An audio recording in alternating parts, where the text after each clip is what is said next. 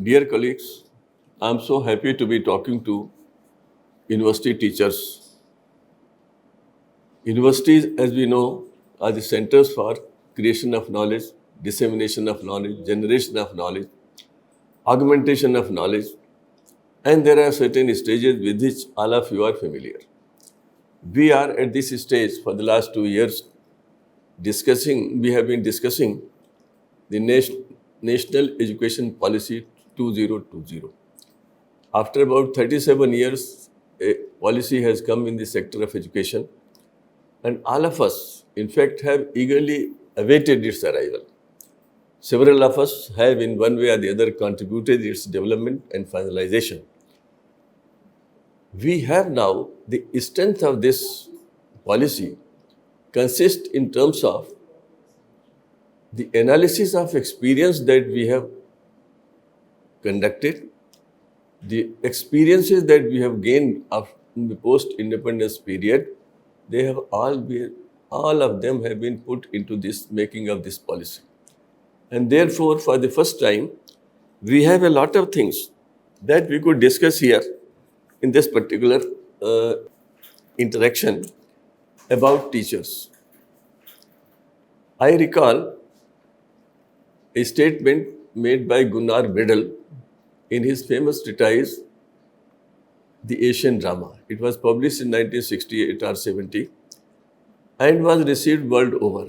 They discussed what would be the shape of progress and development in the newly independent countries. He focused on Asian countries.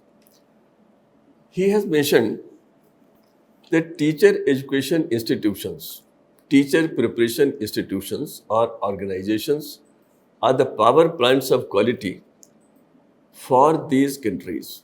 See the focus. It meant that every ideology of progress and development, every plan and project of progress of development will depend upon how competent, committed, and performing your teachers are. Which means, how do you prepare your teachers? How a nation prepares its teachers, and how the teachers in turn prepare the nation, the new generation, the generations ahead. So he said, these are the power plants, wherever you prepare your teachers. And I would like all of us to comprehend that we are not talking only of school teachers, teachers at every stage. If teacher education institutions are doing their job, then these teacher educators have to be the best of the well-equipped persons in their professional fields. They will prepare good teachers, and when good teachers go to school, they will prepare good products. When they go to universities, they will focus on creation of knowledge and generation of knowledge and new knowledge, assimilation of knowledge.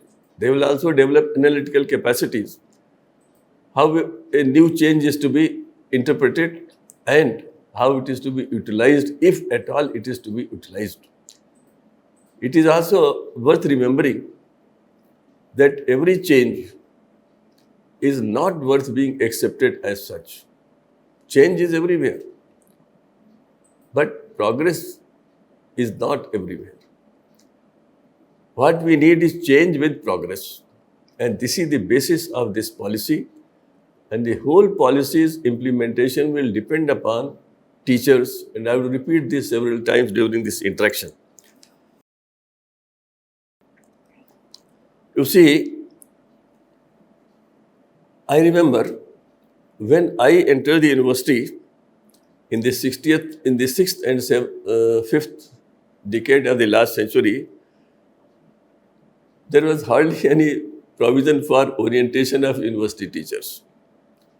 We learned from our senior teachers. The numbers, as all of you know, were very small of the universities, but reputations were very high. The credibility was very high. The reputation of individual teachers, university departments was very high, because what we observed was the level of commitment, competence, and a desire to grow regularly. The growing up was very important. Now, at this stage, let me tell you, that I would like to refer to the policy rather indirectly in several occasions. We'll come to some of the direct quotations from the policy also. But I have before me a book which was written in 1932, and the title was Remakers of Mankind. The writer was Karl Washburn. Karl Washburn. He had an interaction with Gandhiji, and he said, what would be your goal in education? You see, I'm referring to something like 1930 or so. Book was published in 1932. He asked Gandhi at that stage, what would be your goal in education? And all of us know Gandhi was working very hard on education. And we'll make some reference to it later on. So, Gandhi's goal in education, he said, in one single term was, my goal would be character building. And then Washburn writes that Gandhi further told him, I would try to develop courage. Now see, these are the things that will determine the role of university teachers in the new education policy, in the National Education Policy 2020. I would try, Gandhi says, I would try to develop courage, strength, virtue, the ability to forget oneself in working towards great aims. What more could be said? This is more important than literacy. Academic learning is only a means to the great end. And this great end has 4 terms, extremely important terms, which every teacher has to internalize. The terms are courage, strength, virtue, and ability to forget oneself in working towards great aims. What more one could expect? Now, if we go to what the policy says several times, the Indian tradition of learning, we all have to comprehend what is the ancient Indian tradition of learning, which produced wonderful treatises on knowledge, scholarship, and so on. Their intuition, their efforts, their tapasya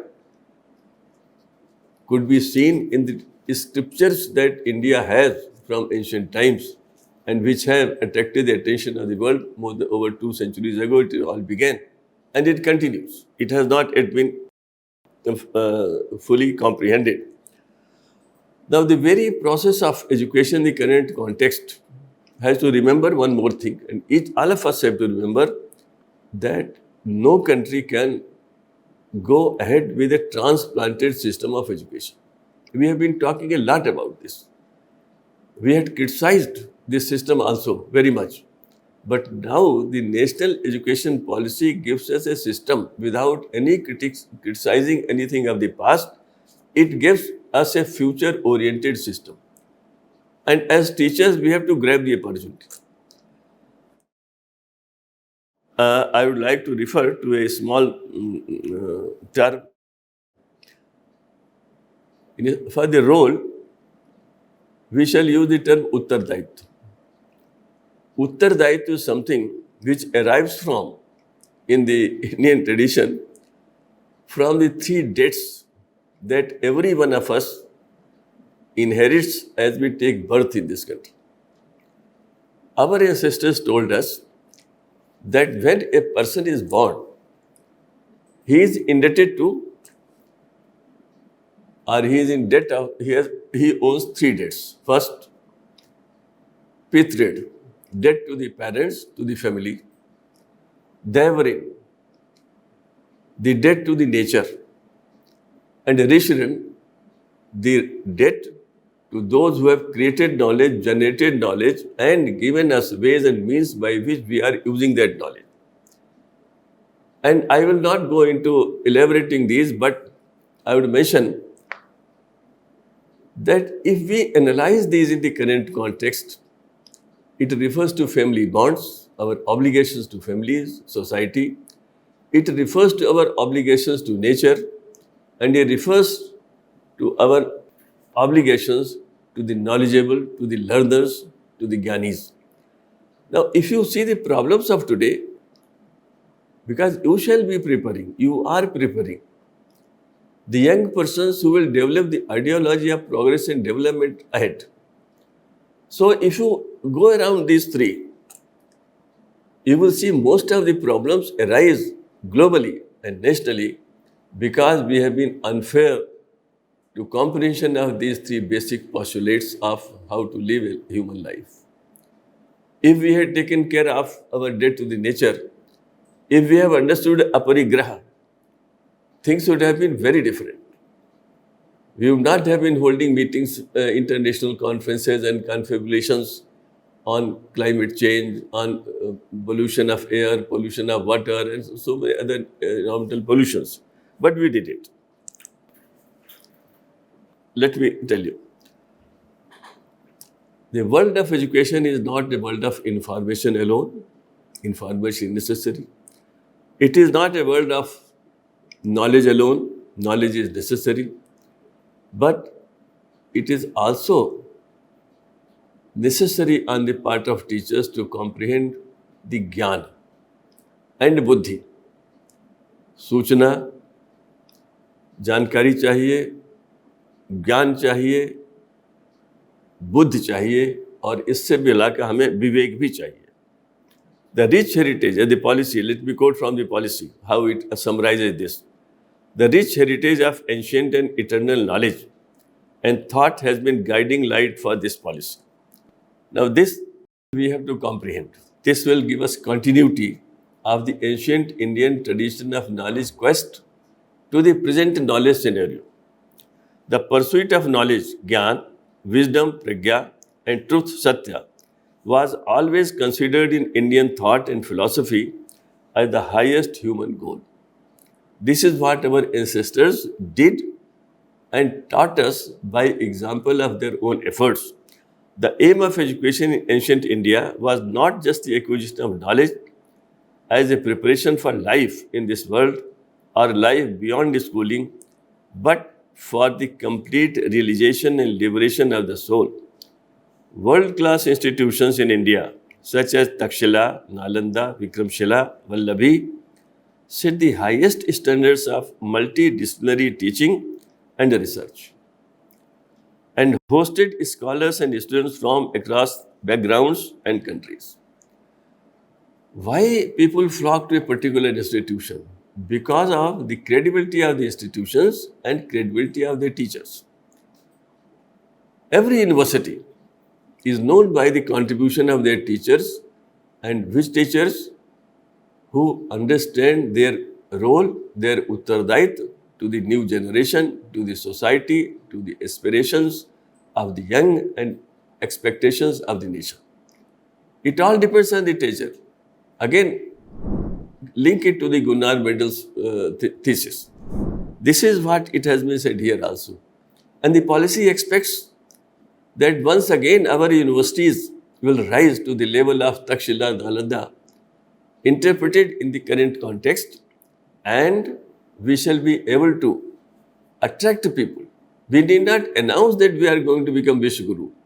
If we move ahead, it is others who will come to us and say, yes, you are the Vishwaguru because you have so much of the storage of knowledge, so much of systems of creating knowledge that we would like to be part and parcel of it.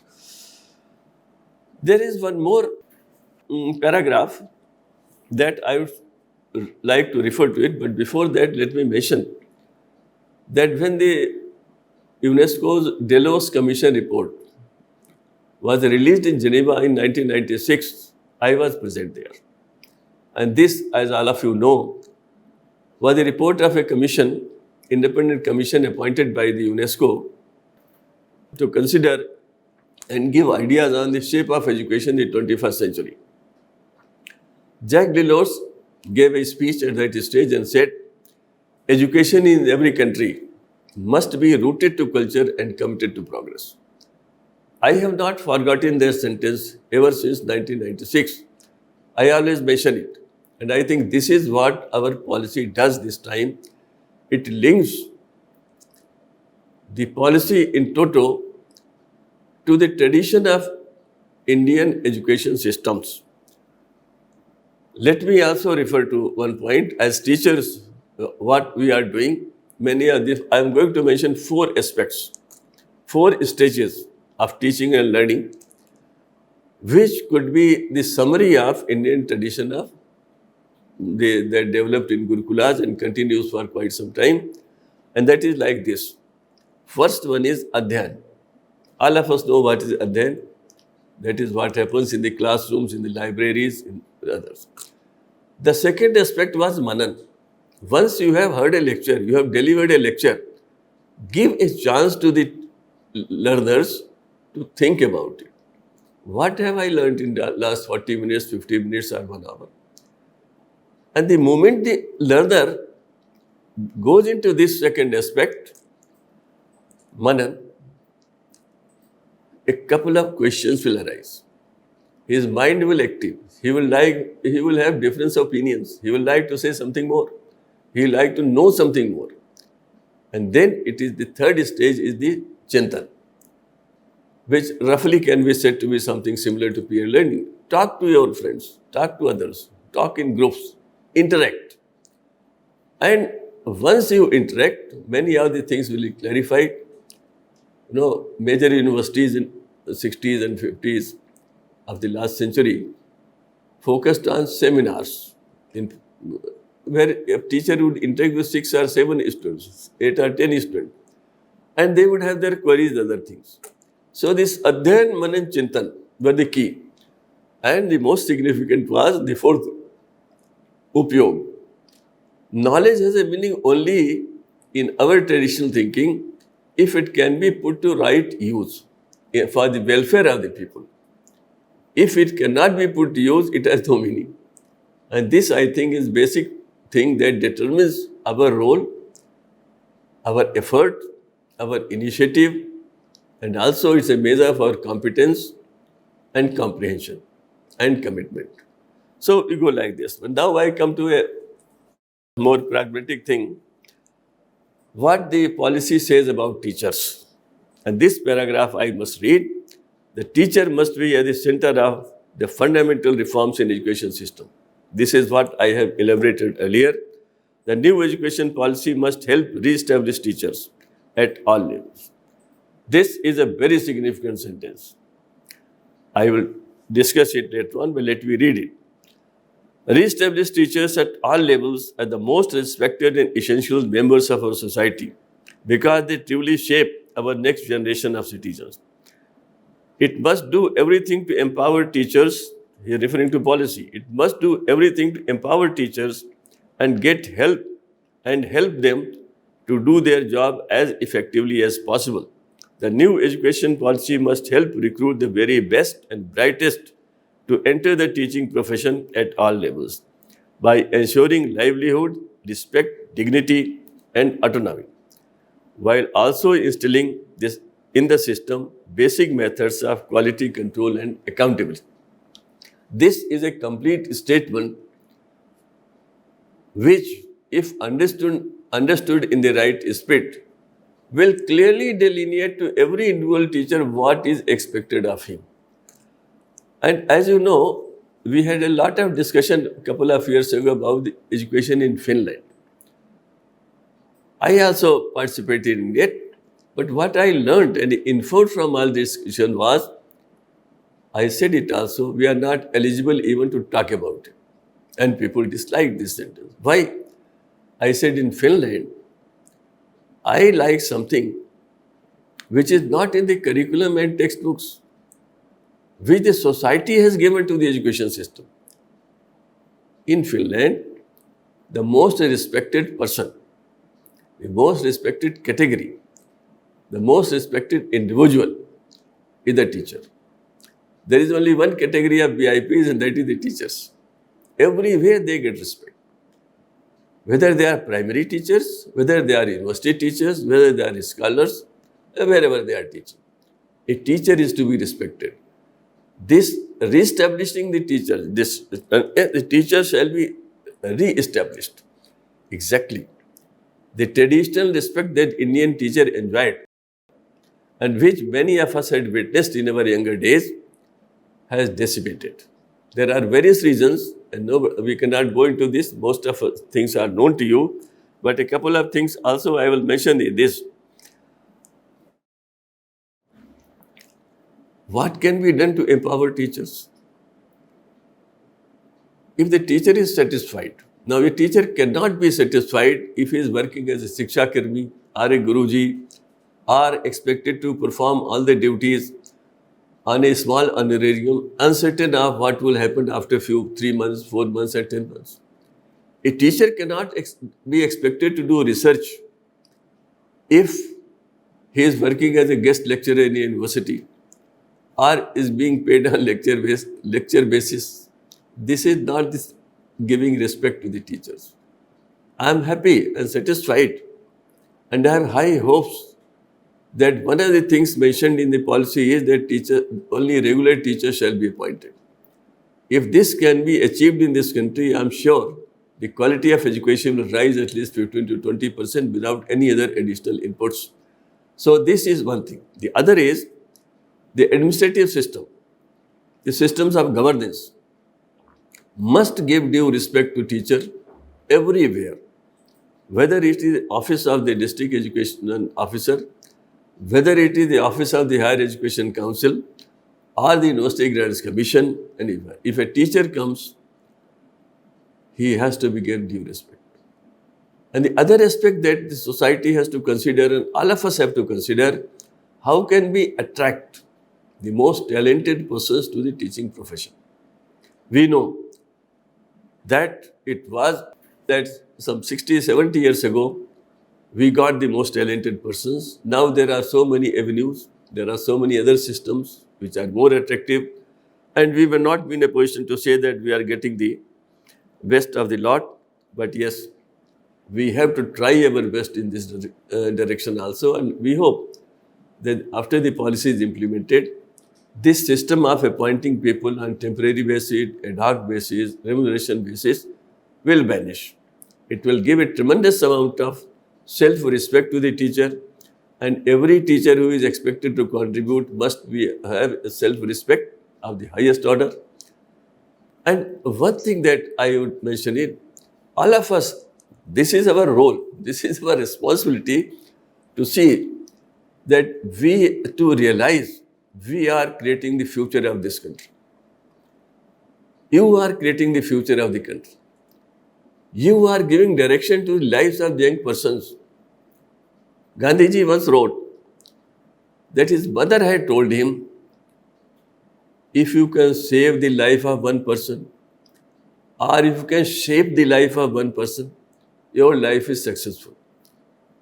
If you can do it for two, if you can do it for more, your life is more and more successful.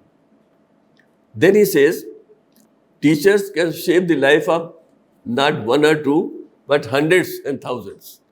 All of us are doing it, but let us be conscious of it.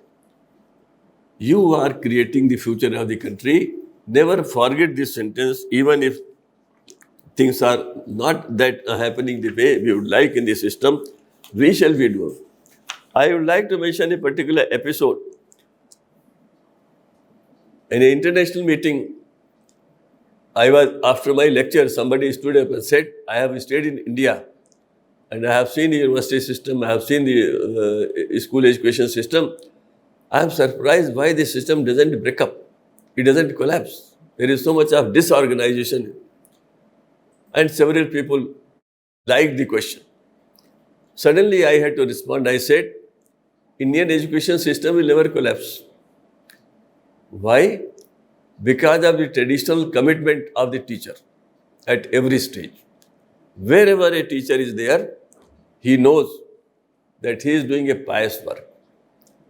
He is helping people to grow. And therefore, this system will never collapse. And I am confident that our teachers who work in the most difficult conditions, whether it is a university, think of the state level universities which have hardly 2 or 3 or 5 persons as regular faculty members. And I am really worried how the implementation of this policy will take place. The only hope lies that state governments and central governments will take very urgent steps, highly necessary steps to recruit people. You can enhance the quality of research, quality of every effort only in that light. Let me tell you one more thing which I like repeating to audiences whenever I talk, and that is, the educational leadership. I hope after the implementation of new policy, education leadership shall be consciously developed at every level.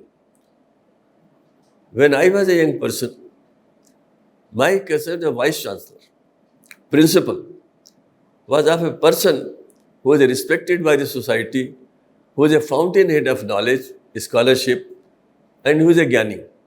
Kings and emperors take dust from the feet of the Acharya of the Gurukulas. That is what can bring us up to level of Finland and others. He was the supreme person, the knowledgeable, the Gyani was the supreme person. We have to go back to that stage. The Kulpati should have the highest level of respect. The Acharyas should have the highest level of respect from the society. And the term Acharya, in fact, it defines all the roles of the teacher. Acharya are the icons. Think of a school child when the age of 7 years, when he goes, and after a few days, after a month or so, he tells the parents, oh, madam ne jo kaha hai wo sahi hai, aap galat kar rahe hain. The first icon of a child is the teacher. And this continues till he reaches the university. And many of us shaped our lives because of our teachers, the way they were conducting themselves, the way they were growing up, the way they were contributing to generation of knowledge, the way they were dealing with other faculty members, the way they were helping the newly recruited faculty members. All this we learned from them, and this is something that matters. Now here, I would like to quote from something published by Vivekananda Institute of Human Excellence, Hyderabad, on a scholar and a Gyani. Kindly permit me to read it, because we are referring to Taxila and Nalanda and Vikramshila, and we want to go back to that level or even higher than that. So now, how shall we proceed as teachers? I quote from this publication, scholarship and wisdom are not one and the same. A scholar is but a pandit without any wisdom. I would say a scholar could be a pandit without any wisdom. And a Gyani is wise, sometimes without being a scholar. All bookish knowledge is scholarship.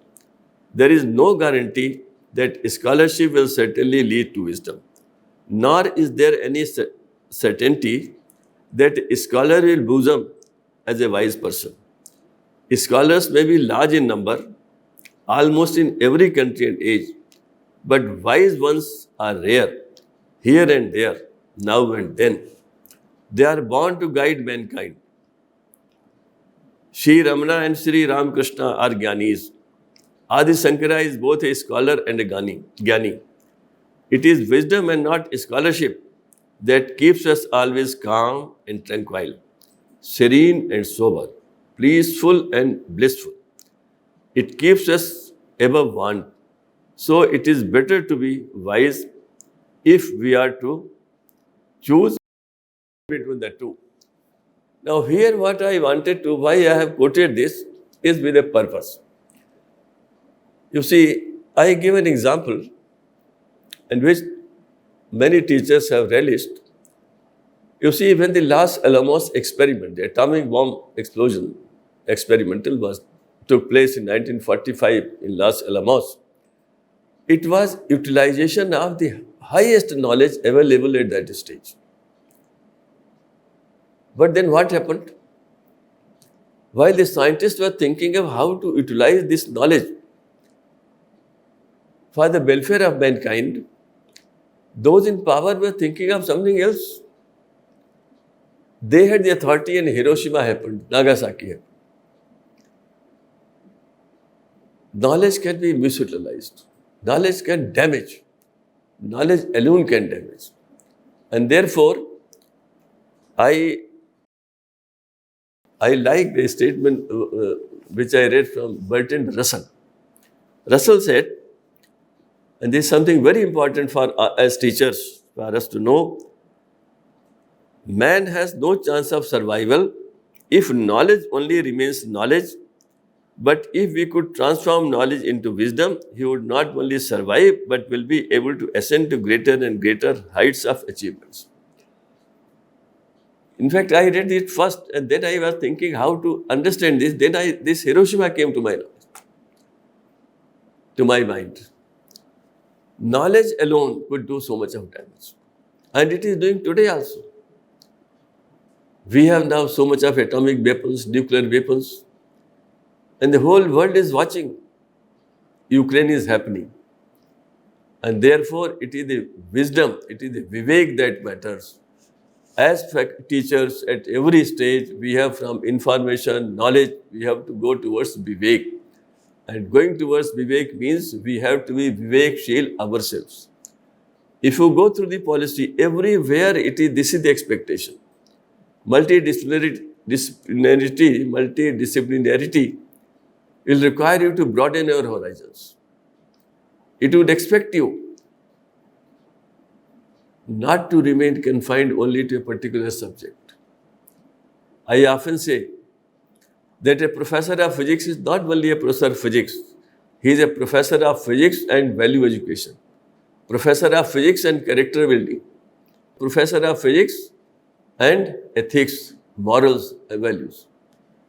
This is the concept that emerges from the national education policy for teachers. We have to broaden our horizons. Therefore, Bertrand Russell has cautioned us. Others have also done it. That we have to be very particular. And he also says one thing. And this, I think, is very significant when critical thinking, analytical thinking aspects have been discussed in great detail in the policy. Now, as teachers in universities, we find certain inconvenient learners.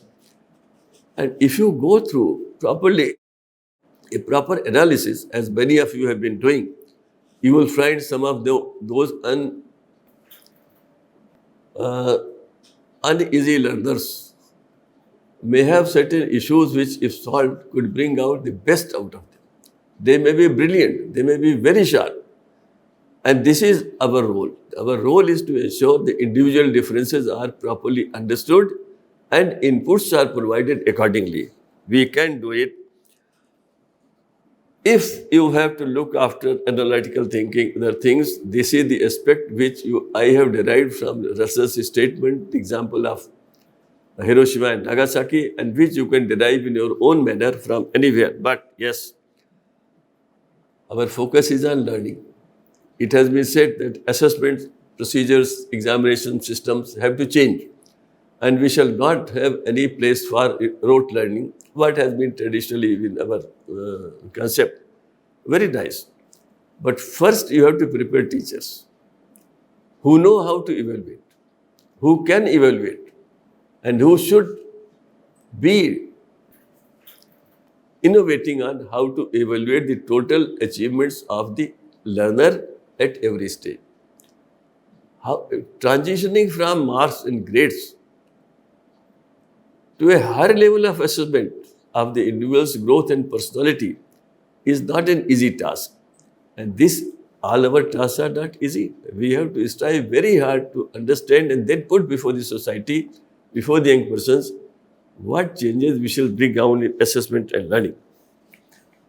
Now, this policy also has a lot for us to understand in terms of the philosophy of education as it has developed in India. I have mentioned the 4 terms, Adhyan, Manan, Chintan, Upyog. And along with that, I could also mention Prasth, Pratiprasth, Pariprasth, the great dialogical tradition.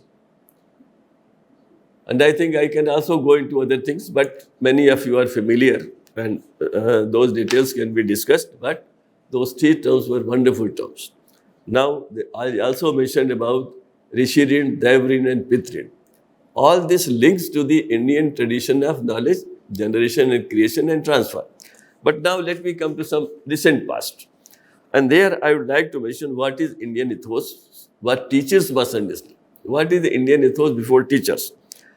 All of us know about Gandhi. Gandhi gave us a 3x3 matrix: head, hand and heart, body, mind and spirit, self, society and nature. Let me repeat. to bring out the best out of head, hand and heart, to bring the best out of body, mind and spirit, and to bring the best out of self, society and nature. It is same. In the broader perspective, it is same. It is put in different manner. Gandhi's contribution to education still has a relevance. Basic education he used to talk, and today we say there will be no distinction between vocational education and academic education, liberal education. It will require tremendous effort on the part of us, the teachers, to integrate these two and generate interest in both. We need really scholars and gyanis who go to the highest level of researches. We also need people who can utilize these researches and transform them into practical gadgets and such applications that will help the society. And Gandhi always used to say, the last man in the line. Vivekananda. The Delos Commission report which I referred to is titled Learning the Treasure Within. When I saw it for the first time, the immediate tinkering of mind went to Swami Vivekananda's statement, education is manifestation of perfection already in man. It's a wonderful thing. Every learning is within the learner.